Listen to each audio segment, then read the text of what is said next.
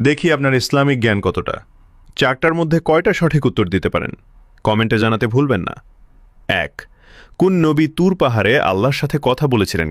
এ. হজরত সালেহ আলাইহিসসালাম, বি. হজরত মুসা আলাইহিসসালাম, সি. হজরত হারুন আলাইহিসসালাম।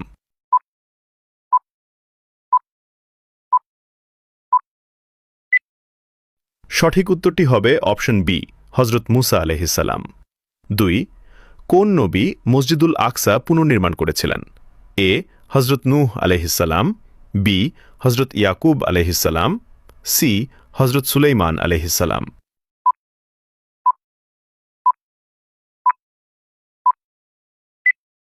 সঠিক উত্তরটি হবে অপশন সি, হজরত সুলাইমান আলাইহিসসালাম। ৩.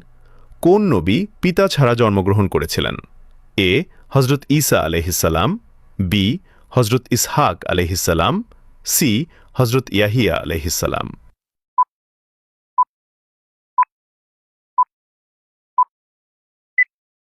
উত্তরটি জানার আগে চ্যানেলটি সাবস্ক্রাইব করে দ্বীনি কাজের অংশীদার হয়ে যান।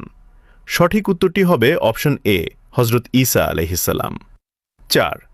কোন নবীকে জবুর কিতাব দেওয়া হয়েছিল? এ. হজরত ঈসা আলাইহিসসালাম, বি. হজরত দাউদ আলাইহিসসালাম, সি. হজরত সুলাইমান আলাইহিসসালাম। উত্তরটি পারলে কমেন্টে লিখুন।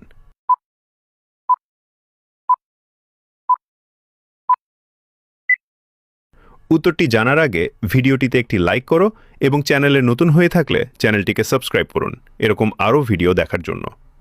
সঠিক উত্তরটি হবে অপশন বি, হজরত দাউদ আলাইহিসসালাম।